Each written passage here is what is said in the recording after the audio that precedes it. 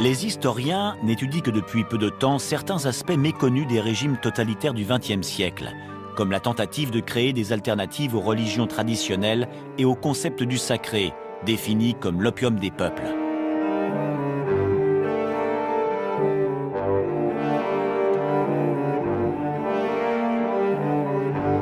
L'homme nouveau, communiste et marxiste, tel que l'envisageait Lénine, devait absolument condamner la religion. Ainsi, les images pieuses furent-elles ridiculisées ou détruites, et les églises démolies, tandis que Lénine détournait la charge émotionnelle des dévotions religieuses et mystiques pour mieux rayonner sur les masses populaires.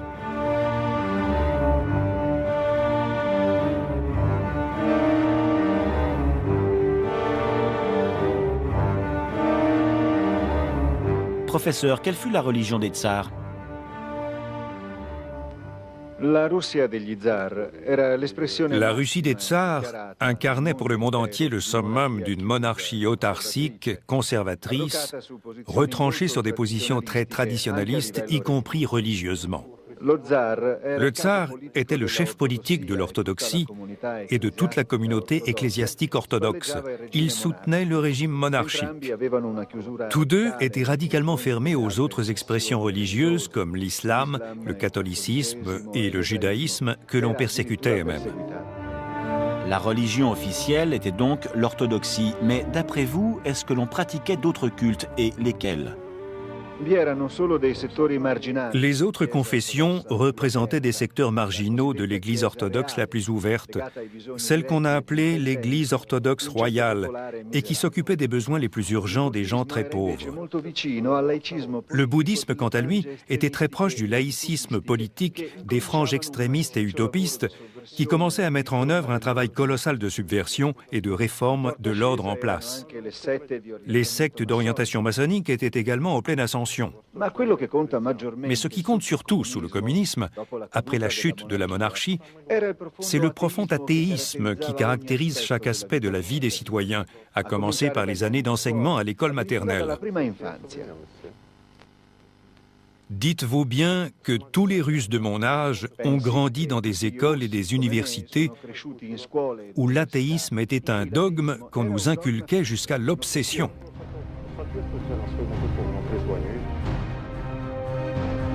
L'athéisme devient une telle obsession que juste après la prise du pouvoir, les communistes assujettissent progressivement l'Église orthodoxe en prétextant l'allégeance du patriarche Serge, c'est-à-dire sa fidélité et sa soumission au nouvel État.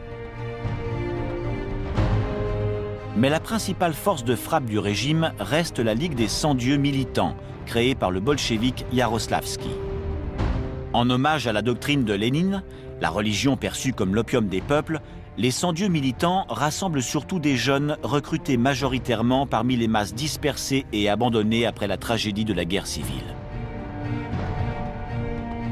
Au cours de la collectivisation forcée des campagnes, à la fin des années 20, le parti et l'État abandonnent tout reste de tolérance, laissant les 100 dieux militants monter en première ligne pour éliminer des écoles les enseignements religieux et pour dénoncer les prêtres et citoyens fidèles et en faire des ennemis de classe à liquider. En 1928, Yaroslavski déclare d'ailleurs que l'objectif de cette ligue est de faire du Vatican d'ici 100 ans le plus vaste musée antireligieux du monde.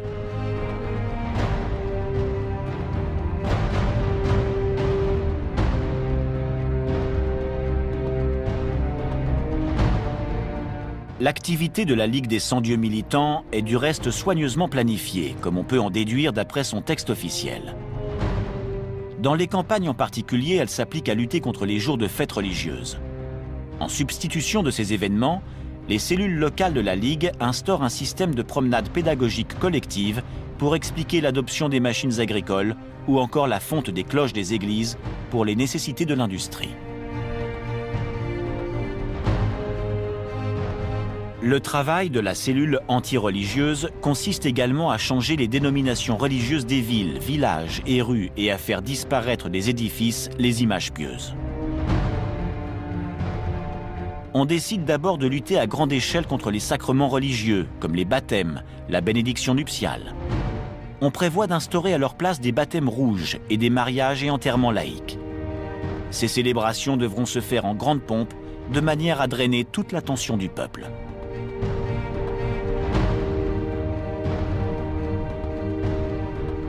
La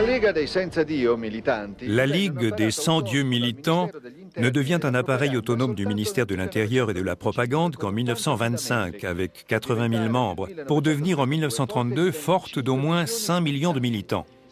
Le mot d'ordre est alors « Nous devons brûler les églises du monde entier dans un incendie universel ». Des livres et des revues sont publiés jusqu'à 30 millions d'exemplaires. On organise des fêtes et des rassemblements anti-religieux, des pièces de théâtre et des programmes radiophoniques, des défilés de masse et des commémorations blasphématoires comme l'anti-Noël et l'anti-carnaval. On ridiculise toutes les expressions et les droits religieux pour les remplacer par un endoctrinement politique qui exalte le mythe du parti politique et de son leader.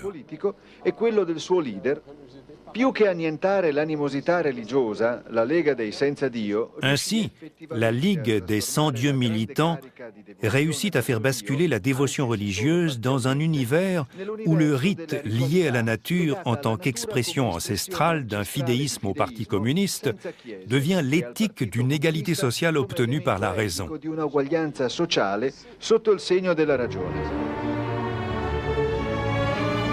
Voici quelques extraits des textes officiels rédigés à l'intention des organisateurs des cellules locales des Sans-Dieu militants.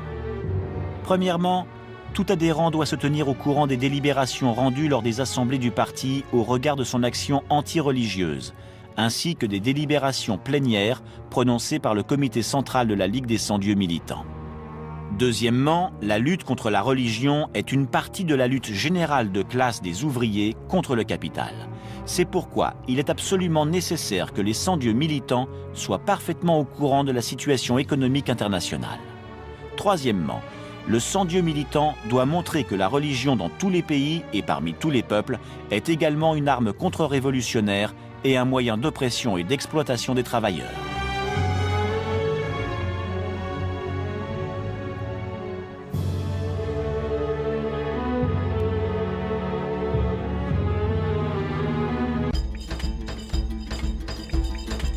Ce documentaire tourné par les sans-dieu militants dénonce les sectes, les baptistes, les abstinents, les payeurs de la dîme, les silencieux, les exilés, les théodosiens, les fils du dragon rouge, les apocalyptiques, les serviteurs de Saint-Georges, les ennemis de la guerre, les hommes de Dieu, les vrais chrétiens, et ainsi de suite.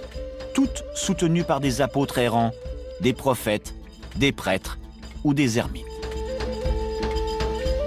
Au début, ces sectes sont vues d'un bon œil par les communistes qui les considèrent comme les ennemis des églises officielles. Mais bientôt, le pouvoir bolchevique les persécute pour la forte emprise qu'elles exercent sur les masses populaires, en particulier dans les campagnes.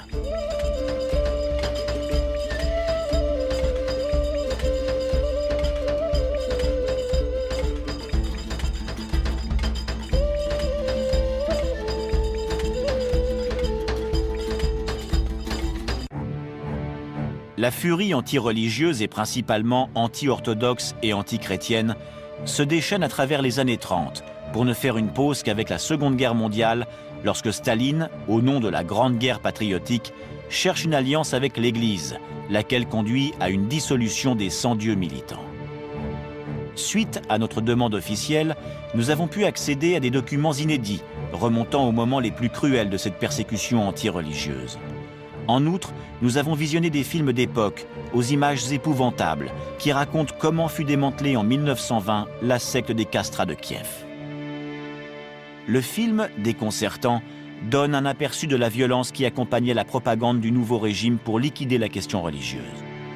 On doit ces images aux ailes de la section anti-religieuse du ministère de l'Intérieur du régime soviétique, celui-là même qui, à partir de 1920, aurait donné le feu vert à la Ligue des sans-dieu militants.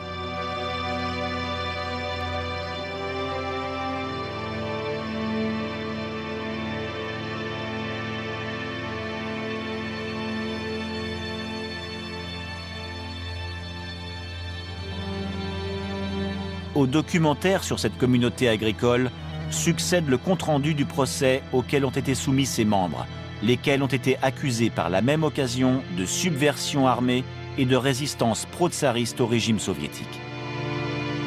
Le procès se termine par la condamnation à mort de tous les prévenus. Il en découle l'idéologie suivante. La religion est un esclavage spirituel qui pèse sur les masses et les pousse à l'inquiétude et à l'obéissance. Le travail perpétuel effectué dans l'intérêt d'autrui est perçu comme l'expression de l'impuissance dans laquelle ces masses se trouvent face à leurs exploiteurs. C'est là la plus dangereuse des bassesses et la plus ignoble des infections existantes au monde. En parfait accord avec ces affirmations, l'article 13 du programme du Parti communiste enfonce le clou en prévoyant, via son nouvel ordre économique, l'anéantissement progressif et complet de toute activité religieuse. Aujourd'hui, dans la ville de Moscou post-communiste, 1 kilomètre sépare la dépouille mortelle de Lénine de son cerveau sectionné. Pour affronter le mystère de l'ascension et du pouvoir absolu de Lénine, je vous propose une lecture différente sous l'aspect de la symbolique maçonnique de sa mort. Lénine est inhumé dans une tombe de type égyptien en marbre sur la place Rouge. C'est une pyramide tronquée, un symbole diabolique dans la tradition égypto-maçonnique. Le cadavre de Lénine n'a pas été momifié. Il présente une caractéristique incroyable qui le fait presque ressembler à un homme endormi. Les cellules de sa peau sont maintenues en vie par un procédé chimique dont la formule repose dans les souterrains du temple. Il est normalement interdit d'y accéder, mais ce laboratoire renferme les secrets d'une technologie permettant à un liquide inconnu de se substituer au sang pour garder en vie la peau de Lénine. Aujourd'hui, le corps est toujours visible, même s'il est interdit de s'arrêter devant la vitre qui le protège. Les spectateurs doivent tourner autour uniquement dans le sens inverse des aiguilles d'une montre. On descend d'abord dans le noir, comme dans une espèce de tombe diabolique. Autre aspect déconcertant, Lénine avait fait un choix très particulier. Avant de mourir, il avait ordonné qu'on extrait son cerveau de son cadavre pour le conserver sous plaque de verre, divisé en 30 000 lamelles très fines. Lénine avait chargé de cette mission un professeur allemand, Oskar Vogt, théosophe, son grand ami depuis l'exil en Suisse. Celui-ci fonda l'Institut du cerveau de Lénine, avant de retourner en Allemagne collaborer avec les SS jusqu'en 1944, où il mourut.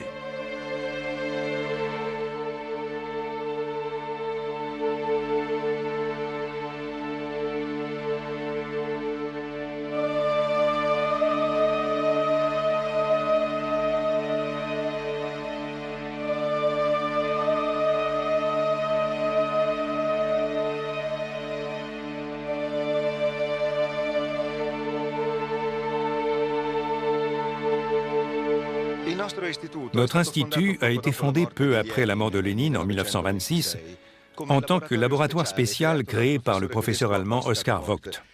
2 ans plus tard, ce laboratoire a été transformé en un nouvel institut. Au début, l'objectif principal de l'établissement était d'étudier le cerveau de Lénine, mais en le comparant à une multitude d'autres cerveaux. C'est vous dire si notre programme était vaste, car chaque cerveau étudié a été débité en une quantité de sections extrêmement fines. Et sur chacune de ces sections, nos scientifiques ont dû enquêter au microscope en décrivant précisément ce qu'ils observaient.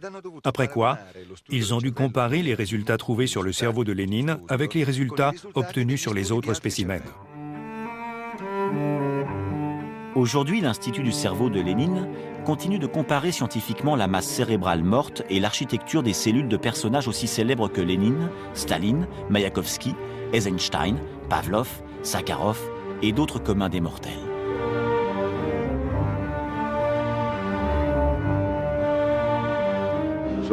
Je suis communiste et donc athée comme l'immense majorité des Russes. Ici, à Moscou, les coupoles dorées reluisent tout autant que les enseignes de McDonald's et de Coca-Cola. Ce sont 2 expressions de l'opium des peuples. L'une liée à un passé qui a du mal à reprendre sa place, et l'autre à un mondialisme culturel profondément étranger à notre culture russe, mais qui s'est installé avec succès.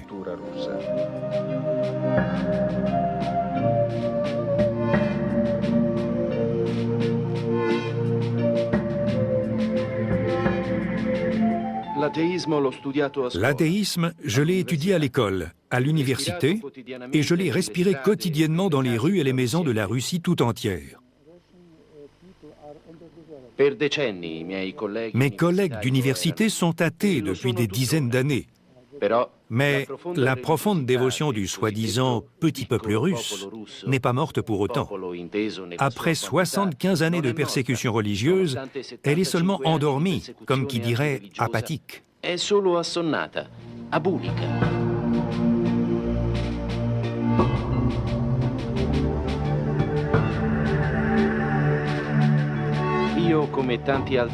Comme énormément de Russes, j'ai été endoctriné dans le mysticisme d'un parti qui s'opposait à ce que mes grands-parents m'ont timidement transmis quand j'étais petit avec leur Dieu, etc. Ce qui m'a insupporté, par contre, c'était ce culte du leader politique communiste qui n'avait rien à voir avec la réalité qui m'entourait. Mes parents étaient déjà profondément laïcs, comme tous leurs contemporains. Alors, insister à ce point sur l'athéisme me paraissait inutile et superflu. Voilà pourquoi mon parti, qui se considère traditionnaliste, se base fortement sur la foi orthodoxe. Et je suis fier de pouvoir rappeler à tout le monde que je me suis marié il y a peu de temps selon le rite religieux orthodoxe. Dans ma famille, ça n'était pas arrivé depuis 80 ans. L'Église orthodoxe est en plein renouveau. Elle s'investit fortement dans les offices religieux et dans la diffusion de son message. Je vous rappelle que la décomposition de l'Empire russe tsariste avait commencé avec l'affaiblissement de l'intérêt pour la foi. Peu à peu, au fil des années, les idéaux laïques et profanes se sont renforcés. Voilà ce qui arrive aujourd'hui à l'Empire soviétique, qui, en 75 ans, avait pourtant anéanti tout esprit de sacralité religieuse, au point même de s'auto-anéantir, d'annihiler son propre esprit politique. L'idéologie soviétique a consisté en une négation de Dieu si forte qu'elle a réussi à remplacer en totalité la fonction de la foi. En 1905, on baptisait 5 millions de personnes par an. Aujourd'hui, on est remonté à 3 millions. Le catholicisme a toujours représenté une expression minoritaire de la foi en Russie, qui se positionnait souvent en contraste avec l'orthodoxie. J'ai été l'un des derniers à subir, depuis l'école maternelle, le lavage de cerveau de l'appareil éducatif de l'État. Jusqu'à l'avènement de Gorbatchev, l'athéisme a été militant. L'Église orthodoxe royale, qui était populaire, mais aussi l'Église catholique romaine, ont toujours été dans le collimateur du parti, qui ne faisait d'exception que pour le bouddhisme. Le temple bouddhiste de Saint-Pétersbourg a toujours été toléré par les autorités communistes, comme pour les mosquées dans les pays du Sud. Les thèmes de l'endoctrinement ont toujours été les mêmes, sans cesse rebattus.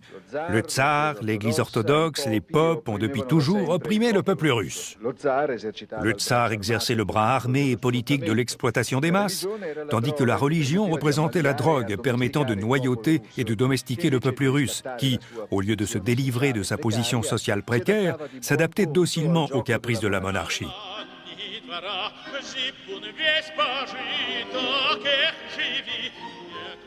Je suis né en Asie centrale, en Ouzbékistan, à Andijan, une ville fondée par Alexandre le Grand et où fusionnent l'islam, le bouddhisme et aussi la tradition taoïste chinoise.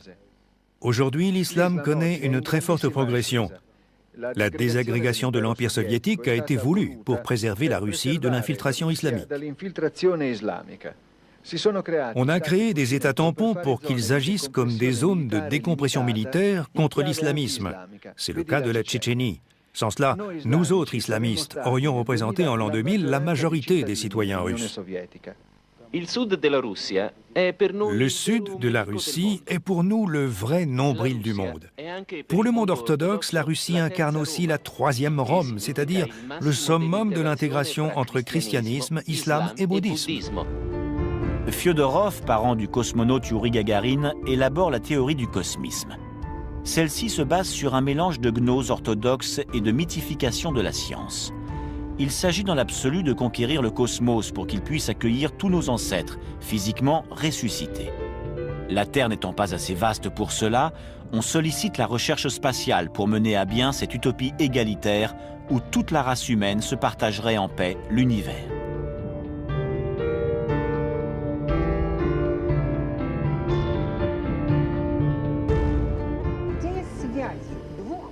È vero, è semplice. Aujourd'hui encore, le monde scientifique russe reste en partie lié à la pensée de Fedorov, qui fut également un aïeul de mon cousin cosmonaute Yuri Gagarin, le premier homme à avoir été dans l'espace. À peine en orbite, il avait déclaré au monde entier qu'il consacrerait tous ses efforts au cosmisme de Fedorov. Mais son message n'a pas été compris par l'immense majorité des citoyens du monde entier. C'était en réalité une sorte de code chiffré pour les scientifiques qui avaient contribué au succès de la mission spatiale. Fedorov était un penseur, un ami de Tolstoï et de Gorky, eux aussi des cosmistes. Leur projet métaphysique, laïque et matérialiste, voulait redonner la vie à tous les morts, à nos parents, à nos grands-parents, à tous nos ancêtres, afin de les remercier de nous avoir engendrés et pour leur permettre de vivre physiquement à nos côtés. C'est vous dire si cette utopie était révolutionnaire. À peine en orbite, Gagarine prononça ces mots. « Je suis dans le ciel, mais je ne vois aucun dieu. Je remercie Fyodorov et son cosmisme si je me trouve ici aujourd'hui. » Ainsi, le projet des cosmistes parvenu à son apogée dans les premières années de la Révolution, puis tombé en léthargie pendant une trentaine d'années sous Staline et Beria, trouve un second souffle grâce à la conquête spatiale, lorsqu'au début des années 60, Gagarine devient le premier homme à naviguer dans le cosmos.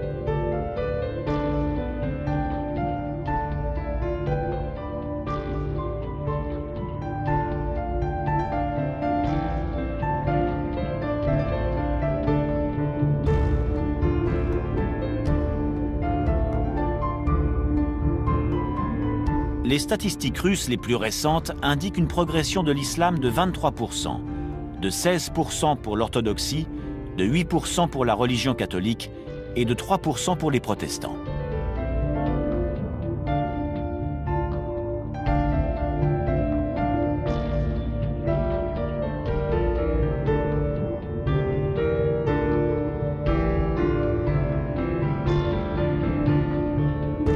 L'Union soviétique d'autrefois et la Russie d'aujourd'hui ont été le théâtre d'innombrables conflits et de bouleversements survenus rapidement. L'échec de l'athéisme militant né avec le communisme a laissé un vide dans les consciences. Celui-ci a été en partie compensé par une reprise de l'orthodoxie chrétienne et par la religion islamique.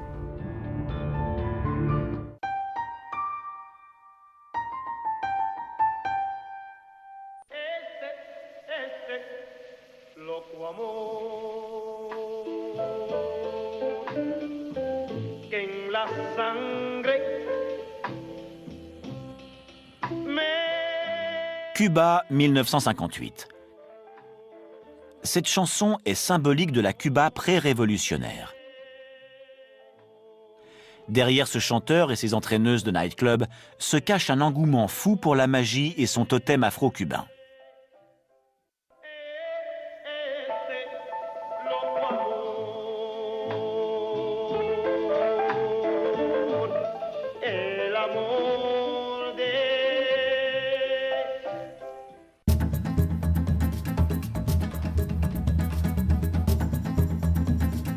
Le 8 janvier 1959, barricadé dans son bureau, Fulgencio Batista entend le bruit des troupes castristes envahissant le palais présidentiel.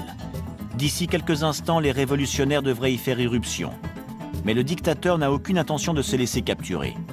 Il pointe un revolver sur sa tempe et n'attend plus pour presser la détente que l'entrée des soldats dans la pièce.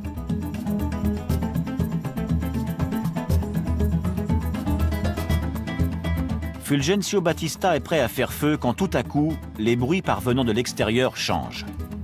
Les hommes de Fidel Castro sont comme immobilisés par une force invisible. La situation ne dure que quelques minutes, un délai plus que suffisant pour sauver la vie de Batista. Car dans le ciel apparaît au même instant un hélicoptère de son armée qui s'approche de sa fenêtre, l'élitreille et s'enfuit. La nation est perdue. Mais lui, le vieux chef, s'en sort vivant. Ce compte-rendu extrait d'un journal de l'époque fait partie de la multitude de récits et légendes circulant sur la révolution cubaine. On raconte par exemple que la force invisible qui immobilisa les révolutionnaires de Fidel Castro fut envoyée par Chengo, le demi-dieu représentant la foudre, la guerre et les justes, expert en magie et surtout puissant orisha.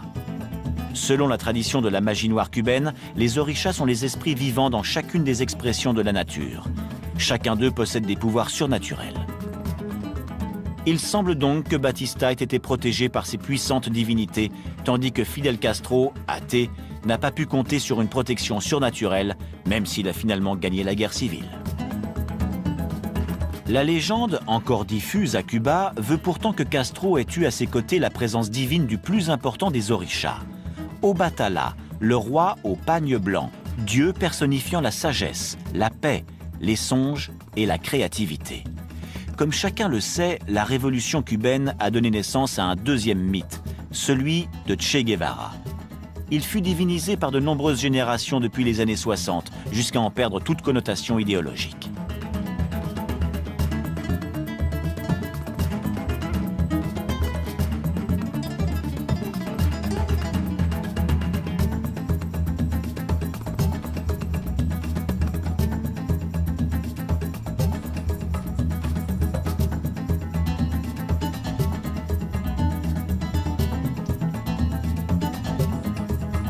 Les images de son cadavre ont incontestablement renforcé son mythe. Aujourd'hui encore à Cuba, l'icône du Che est extrêmement populaire. De nombreux monuments le représentent et la monnaie cubaine reprend son effigie. Parmi les aspects négligés par les médias et les politologues, mais qui sont bien enracinés dans la population cubaine, en particulier à La Havane, figure la présence importante dans le pays d'une magie d'origine africaine que les Noirs pratiquent ouvertement après des années de prohibition dictées par le régime. Après que l'Union soviétique ait cessé d'aider Cuba, Fidel Castro, pratiquement isolé du reste du monde, fut en effet contraint d'assouplir son contrôle absolu sur les libertés. Mais sa tolérance vis-à-vis des cultes animistes ne fut malheureusement pas accompagnée d'efforts au regard des droits civils.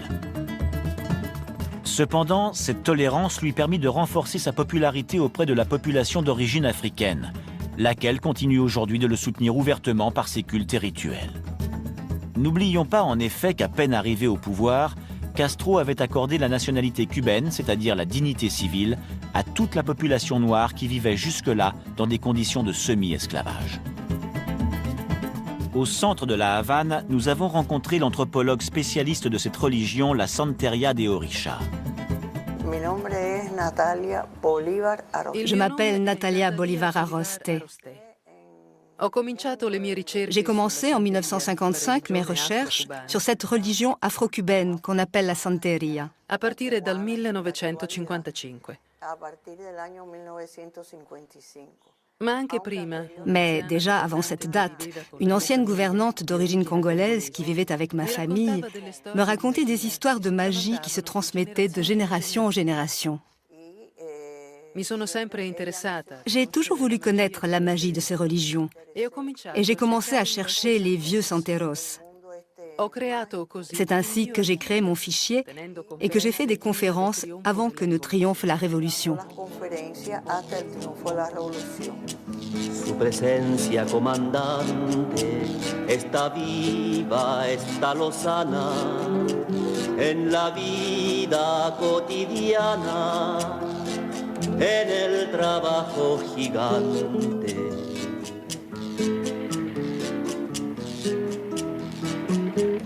Aquí se mantiene erguida la conciencia firme y clara, comandante Che Guevara, del ejemplo de tu vida. En 1958, les troupes de Batista m'ont arrêté et m'ont obligé à cesser mes recherches sur la Santería. Je suis restée en prison jusqu'au triomphe de la Révolution. Depuis, j'ai repris mes études. La règle du palo, telle qu'on nomme la Santería la plus diffuse, vient du Congo et de l'Angola. C'est l'une des pratiques magiques et divinatoires observées quotidiennement à Cuba. Au centre de la ville, nous avons été invités à assister à une pratique propitiatoire pour Fidel Castro, qui a récemment souffert de problèmes de santé. Je m'appelle Lázaro García Herrera, je suis né à La Havane et j'ai commencé à pratiquer le 3 février 1989. 11 ans plus tard, le 1er mai 2000, je suis devenu Babalawo.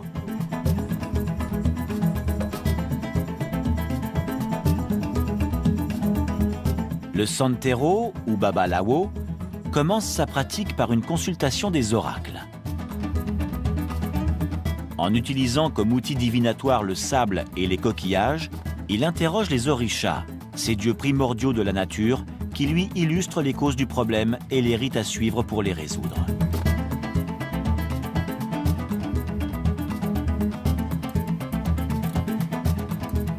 À son bras, un tatouage à l'effigie d'Ernesto Che Guevara. Pour qui croit en cette religion, ce n'est pas le santero qui décide quels rituels magiques doivent être accomplis, mais les orishas qui le transmettent à travers le santero. Pour les magies plus puissantes comme celle-ci demandée en faveur de la santé de Fidel Castro, on procède à un ebo, c'est-à-dire à un sacrifice sanglant. Nous avons assisté à cette pratique. Nous n'en montrerons pas les images insoutenables. Seuls quelques initiés ont le droit de pratiquer l'ebo.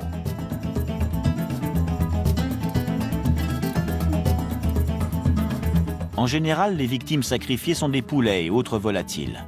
Plus rare, le sacrifice des quadrupèdes n'est pratiqué que par quelques initiés.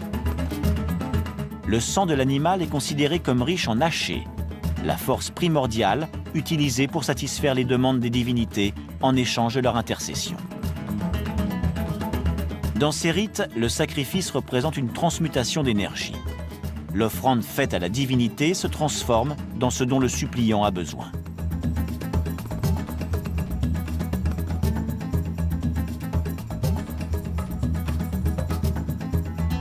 Le quartier de Regla se trouve dans la banlieue de la Havane où siègent toutes les confraternités qui se consacrent aux pratiques divinatoires afro-cubaines. Son musée est l'hommage rendu par le gouvernement à l'histoire des Noirs, qui pendant des siècles ont été emmenés d'Afrique à Cuba pour y servir d'esclaves. Curieusement, quand bien même ça n'est pas un hasard, ce musée montre par la même occasion les fétiches de la Santeria et ceux de la Révolution cubaine. Ici, conservée religieusement, est exposée la cravate d'un jeune révolutionnaire tué pendant l'assaut de la caserne de Moncada. Aujourd'hui, le pouvoir fragile de la révolution cubaine semble reposer davantage sur la nostalgie de sa population que sur ses idéologies ou sur le soutien international.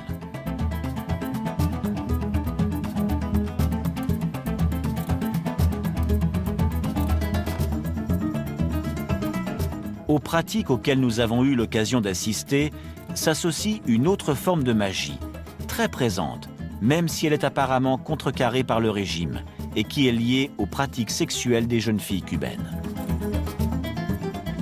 On dirait que se répète aujourd'hui à Cuba, sous Fidel Castro, ce qui avait lieu sous Batista. Comment témoigne cette jeune femme? Je m'appelle Myriam Ochoa. Je travaille depuis peu. Je viens de terminer mes études à l'université. Et pour survivre, étant donné la crise économique ici, à Cuba, je suis obligée de me prostituer auprès de touristes étrangers. Le sexe est notre seule ressource si l'on veut gagner un peu d'argent et subvenir aux besoins de nos familles. Je pratique aussi la magie liée à nos racines africaines. Pour nous, le Che et Fidel Castro sont très importants parce qu'ils ont donné aux Noirs les droits civiques et la liberté qu'ils n'avaient pas. Voilà pourquoi nous faisons tout pour que le Che puisse un jour ou l'autre revenir parmi nous.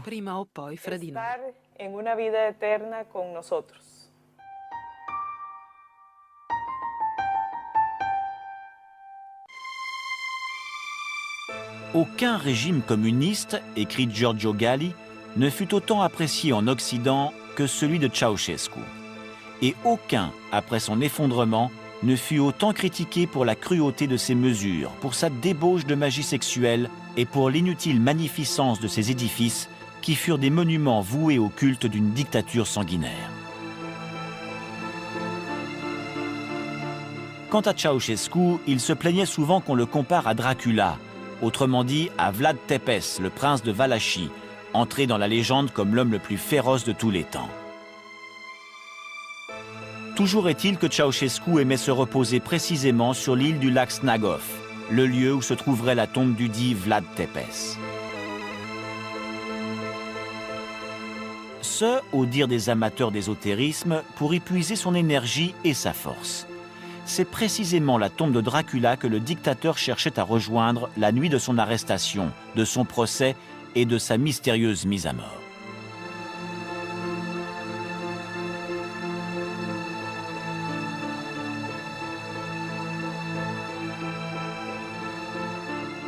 Dans les années 20, naît en Roumanie une forme particulière de fascisme qui se consolide au point de devenir en 1939 la première force politique du pays.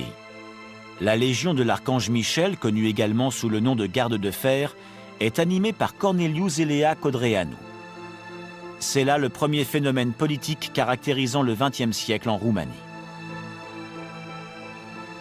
Le second phénomène a lieu après la guerre, de 1945 à 1989, avec le communisme de Nicolae Ceausescu. Ces deux expériences ont des spécificités qui dépassent les caractéristiques habituelles de la Roumanie. Il émerge de l'analyse du communisme et du socialisme roumain des extravagances par rapport aux mouvements similaires dans le reste du monde, et surtout des analogies bouleversantes entre le fascisme de Codreanu et le communisme de Ceausescu. À nouveau, ces deux formes de totalitarisme profitent des confessions religieuses non officielles pour renforcer leur essence et se débarrasser des cultes traditionnels. Les nombreuses excentricités du couple Ceausescu, folie des grandeurs, édification de palais qui sont l'imitation grotesque de demeures impériales, acquisition visiblement frauduleuse de titres honorifiques et scientifiques, se distinguent des extravagances moins délirantes des dictateurs communistes contemporains. Ainsi, la mystique sacrificielle de la Légion de Codreanu et la pratique de ce qu'on pourrait définir comme un terrorisme rituel ne trouvent pas d'équivalent dans d'autres mouvements fascistes. L'infrastructure culturelle de la politique de la Garde de Fer roumaine est impressionnante. Des gens de lettres et des militants d'exception se sont curieusement rangés du côté de Corneliu Andreanu pour le soutenir, comme l'historien des religions Mircea Eliade, les écrivains Emil Ciorian et Vintila Horia ou le grand dramaturge Eugene Ionesco. Elena Codreanu vivait jusqu'il y a 5 ans dans un petit appartement d'un quartier populaire dans la banlieue de Bucarest.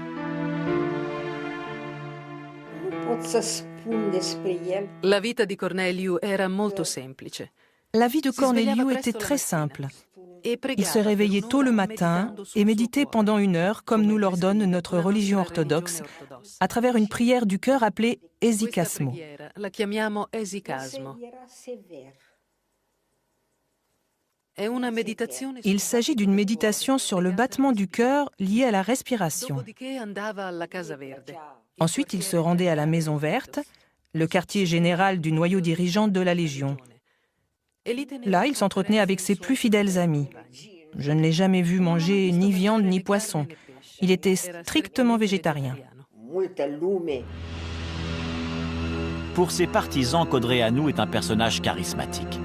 Son amour de la terre roumaine est tel que chaque militant porte au cou une petite pochette renfermant un peu de terre de la patrie mélangée à quelques gouttes de son propre sang. Mais c'est seulement l'un des nombreux aspects ésotériques de la politique de Codreanu. Parmi les autres figure le culte quasi paganisant de l'icône de l'archange Michel, protecteur du mouvement. Une icône protégée en permanence par une garde d'honneur. Tout aussi mystérieuse fut l'exhumation du corps de Codreanu, assassiné en novembre 1938.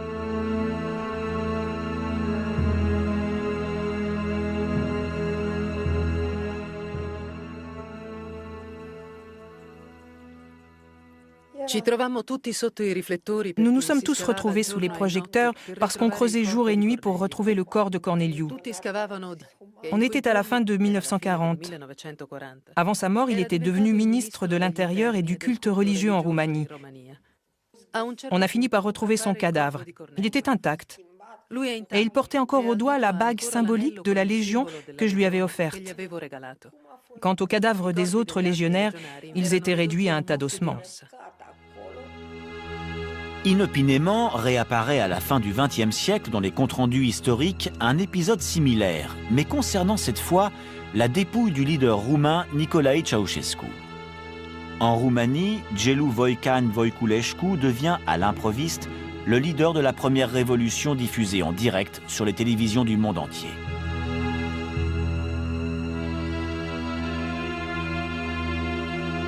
Aujourd'hui encore, beaucoup se souviennent des images tournées le jour de Noël 1989.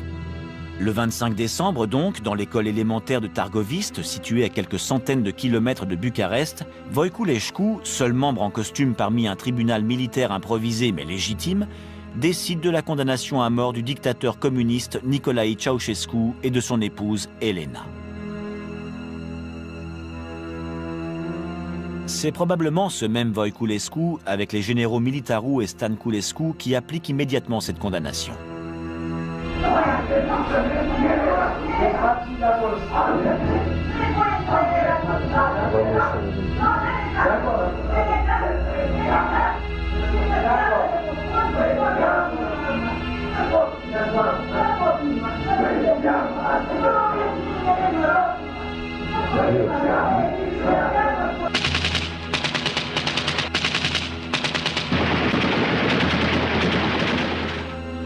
Juste après la Révolution, Voican Voiculescu, désormais presque une légende vivante, devient l'homme de confiance du président Ion Iliescu.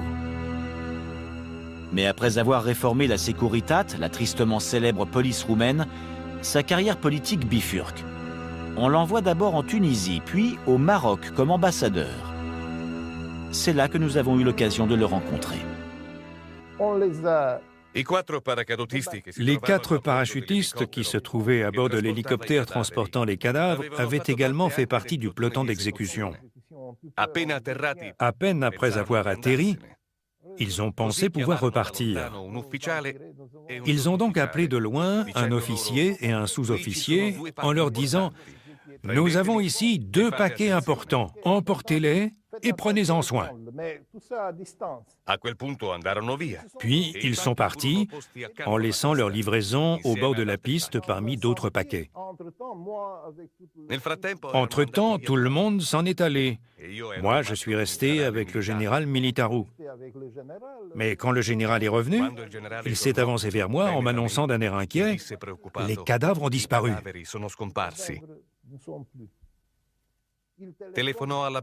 J'ai immédiatement téléphoné à la base aérienne où se trouvait l'hélicoptère et j'ai réussi à parler avec les membres de l'équipage qui m'ont répondu « Non, on les a bien déchargés où il fallait, ils y sont. » Les cadavres du couple Ceausescu étaient restés sous la Lune, mais ils avaient bien disparu sous nos yeux l'espace de quelques heures. Le matin du 26, on a rouvert les paquets et on les a conduits secrètement à l'hôpital militaire. On les a placés dans des cellules frigorifiques où ils sont restés presque oubliés jusqu'au 30 décembre.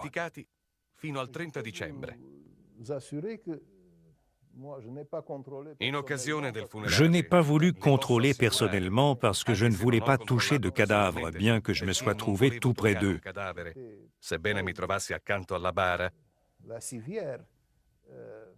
Mais je peux vous assurer que la dépouille mortelle de Ceausescu, malgré son séjour dans le réfrigérateur, n'était ni froide ni pâle. Ses joues étaient roses et ses lèvres rouges, comme s'il était vivant. Et cela a été confirmé, y compris par les personnes qui l'ont installé dans le cercueil.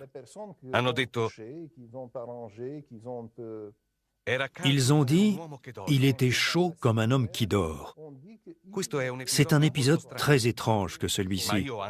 Mais j'ai gardé aussi un autre souvenir de Ceausescu pendant son procès. Il faisait des mouvements étranges et son regard était inquiétant. Il roulait des yeux d'une telle manière qu'on aurait pu croire qu'il était possédé.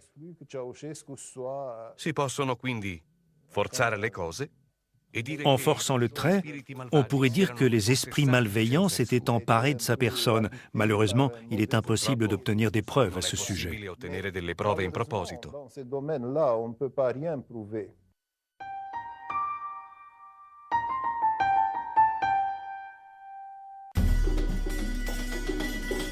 Quant à la fin de la Seconde Guerre mondiale, Kim Il-sung accède au pouvoir. Il impose à la Corée du Nord non seulement un régime d'autarcie totale, mais aussi son culte délirant de la personnalité qui se poursuit aujourd'hui malgré l'effondrement du bloc communiste. La Corée du Nord a une caractéristique très étrange. C'est le seul pays au monde à être gouverné par une momie. À la mort de Kim Il-sung en juillet 1994, la Corée plonge dans un état de découragement général. Avec la disparition du leader suprême, c'est le père de la patrie qui est mort. Celui-là même qui avait créé le pays et l'avait totalement assujetti.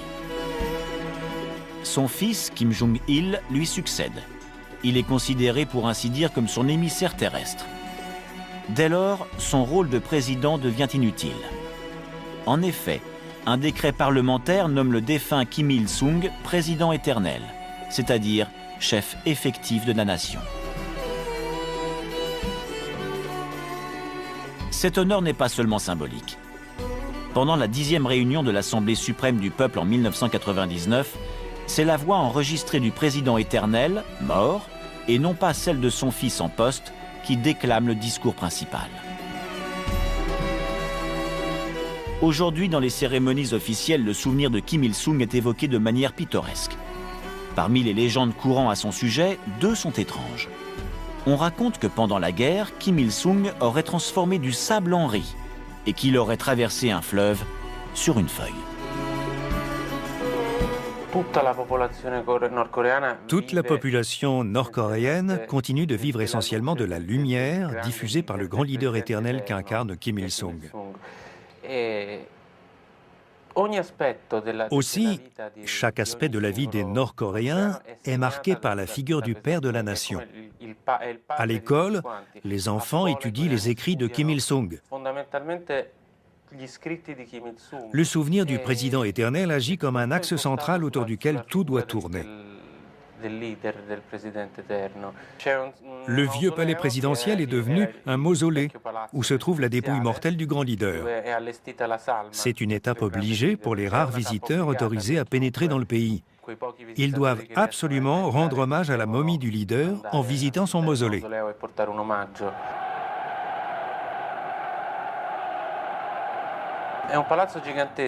Le palais est gigantesque.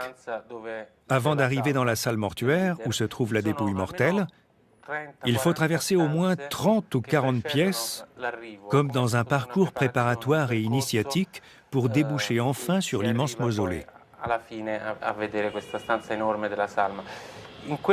Il faut compter au moins une demi-heure pour traverser toutes ces pièces. On commence par passer dans un salon où circule dans les deux sens un courant d'air servant à vous débarrasser des poussières et donc des impuretés de l'extérieur.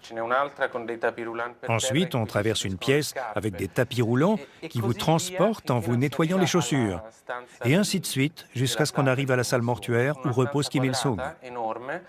C'est une immense pièce carrée aux murs rose fuchsia, dans laquelle on entend un bruit de fond plutôt fort. Son corps repose au centre, avec sur les quatre côtés des rangées de soldats qui le gardent.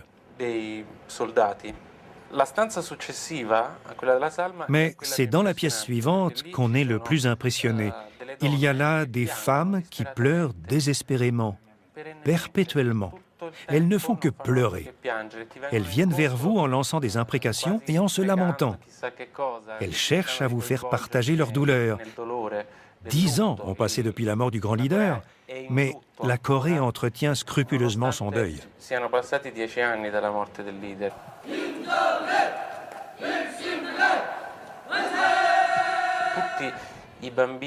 Tous les enfants de 5 à 16 ans doivent marcher chaque matin pendant 1 heure avant d'aller à l'école en chantant des louanges à Kim Il-sung. Tout cela parce que, petit, le leader avait parcouru à pied tout le chemin de la Mandchourie jusqu'à la Corée pour libérer le pays.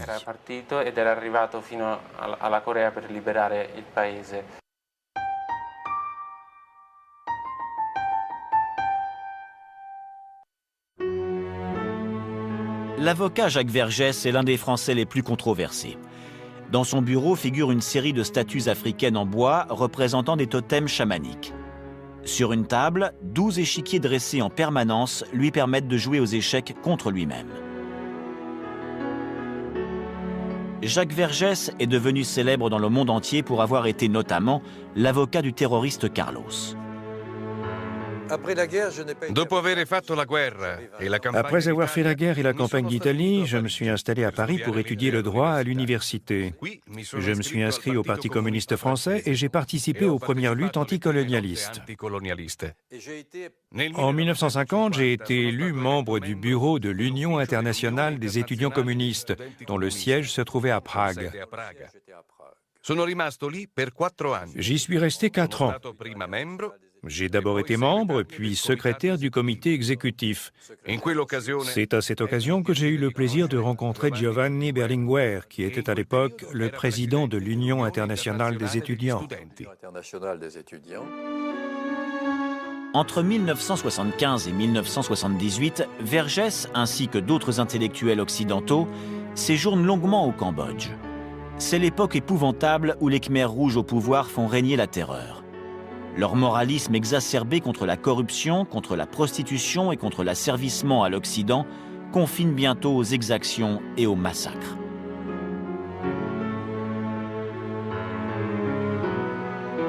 À la tête de ce régime sanguinaire, Pol Pot. On assiste là à une forme de communisme inédit par rapport à celui de Lénine, de Staline et de Mao Tse-tung. Après un fulgurant coup d'État, les Khmers rouges prennent le pouvoir absolu sur le peuple et ses biens. Pol Pot donne à son pouvoir une vocation soi-disant métaphysique, celle du bien contre le mal. D'après les théories délirantes de Pol Pot, le bien est la vie campagnarde saine et productive. Le mal est incarné par les villes qu'on s'empresse d'évacuer. Car pour le dictateur, les citoyens sont ramollis par la décadence bourgeoise.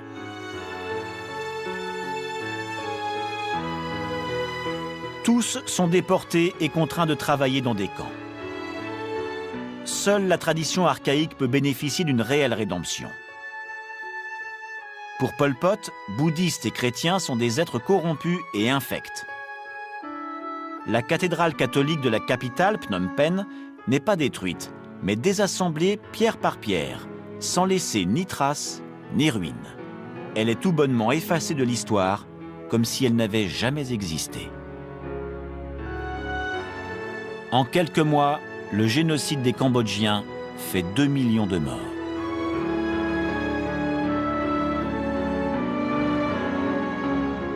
Là aussi, les nouveaux dirigeants communistes cambodgiens commencent à établir des rapports secrets avec les religions traditionnellement pratiquées dans les campagnes, comme l'animisme appelé Nyakta, tout en s'opposant avec acharnement à toute forme de culte officiel. Le Cambodge s'isole du reste du monde. Les campagnes deviennent une sorte de prison infernale où règne la logique implacable des carnages. Au Cambodge, on ne verra jamais se développer aucun culte du chef, car Pol Pot y est une figure mi-légendaire, invisible, comme du reste tout l'appareil politique. Le pouvoir est dissimulé. Partout, un réseau pervers d'espionnage a été mis en place et utilise y compris les très jeunes. Le système répressif oblige souvent les enfants à dénoncer leurs parents. Le Cambodge devient un immense cimetière à ciel ouvert, dans les fosses communes duquel Pol Pot, en personne, est souvent donné pour mort. Mais le dictateur reparaît toujours vivant, tel un cauchemar obsédant. Je l'ai connu quand j'étais étudiant à Paris.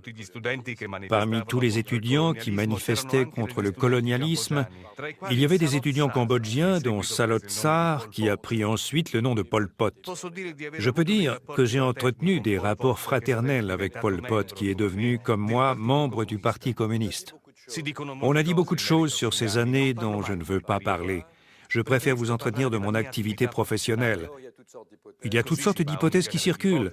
Certains prétendent que Pol Pot est encore au Cambodge, quand d'autres pensent qu'il a fui en Syrie, comme l'a soutenu récemment un journal anglais. D'autres encore le voient en Chine, ou bien au Yémen. Je vous laisse imaginer ce que vous voulez. Ainsi, de nombreux clients de Jacques Vergès ont été considérés comme morts avant de réapparaître à plusieurs reprises. Outre Pol Pot, ce fut le cas du banquier François Genoux, l'exécuteur testamentaire des hauts dignitaires du Troisième Reich et le grand financier du terrorisme palestinien.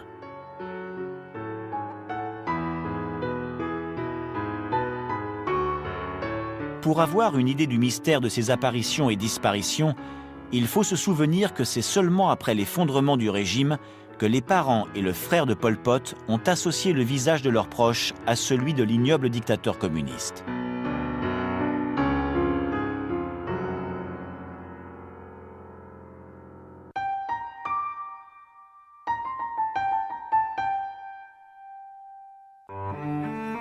À la fin de notre double documentaire, il semble bien que les mystères du communisme s'incarnent dans le corps des leaders qui furent les symboles d'une idéologie totalitaire et très souvent cruelle.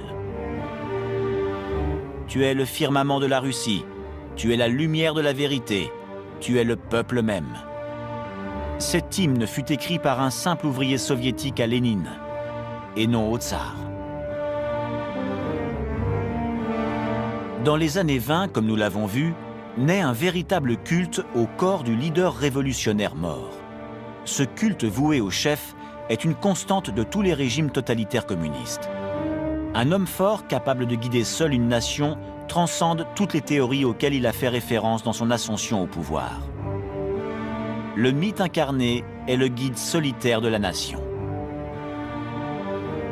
Dans les régimes totalitaires, le chef devient l'axe symbolique autour duquel s'articule la vie du pays. Son corps est le symbole vivant qui lie tous les citoyens. Il devient divin car il n'est plus simplement humain, fait de chair, d'os et de sang, mais de mots et de symboles. Il incarne le corps de la loi. On voudrait que ce corps symbolique du dictateur soit maintenu en vie pour l'éternité. Mais si le mythe vient à s'effondrer, il faut le faire disparaître pour toujours. Le corps de Lénine fut mythifié déjà de son vivant. De fait, le père de la Révolution avait été choisi de tous, communistes ou non, paysans et ouvriers. Il incarnait le bon père de la patrie qui distribuait pain et énergie électrique à tous, permettant ainsi d'accéder au bonheur. Profondément athée, Lénine s'est toujours tenu à distance des formes les plus exagérées d'idolâtrie populaire. Paradoxalement, toute son iconographie, statues, photographies, portraits, fut disséminée à travers la Russie à la manière des iconographies du tsar et des saints de la religion orthodoxe.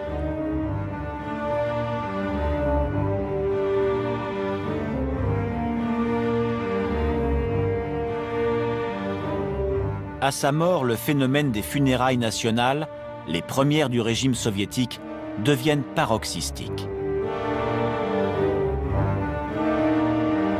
Nous avons vu comment sa dépouille fut immortalisée dans un mausolée. Il en fut de même pour le chef de la Ligue des 100 dieux militants, Anatoly Lunacharsky, et pour l'écrivain Maxime Gorky. Zinoviev, un haut membre du Parti communiste, écrivait « Il est vraiment l'élu parmi des millions. Lénine est chef par la grâce de Dieu. Il incarne l'authentique figure d'un chef, comme il en est un tous les 500 ans parmi le genre humain. » Staline, l'homme d'acier, calqua en l'amplifiant cette conception du pouvoir illimité détenue par le dictateur communiste. Staline comprit parfaitement que le corps du parti n'est autre que le corps de son dirigeant. Après Lénine, ce serait à son tour. Mais Staline voulait devenir divin de son vivant. Il demeure l'incarnation du culte de la personnalité le plus dramatique et le plus imposant de l'histoire du XXe siècle.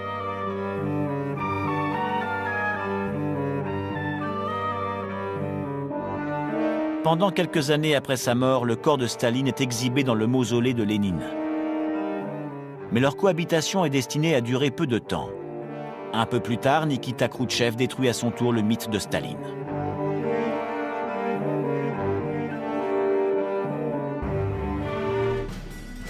Kim Il-sung incarne lui aussi le corps de la nation, visible de tous. En avril 1972, on inaugure sa statue haute de 20 mètres.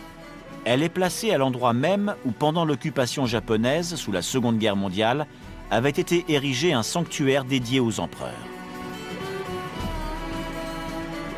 Aujourd'hui encore, le corps de Kim Il-sung est visible dans le musée adjacent à la statue. Tel un pharaon, il est entouré de tous ses objets personnels. Tout près de là se dresse un arc de triomphe et surtout la tour de l'idée, composée d'exactement 25 550 briques, une pour chaque jour de sa vie. À sa mort, on proclama un deuil national de 3 ans.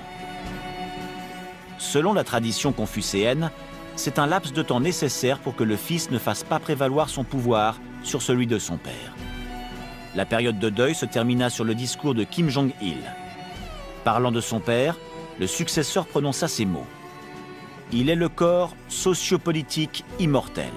Le leader est le cerveau, le père. Le parti est le cœur, la mère. Le peuple, ce sont les membres, les enfants. »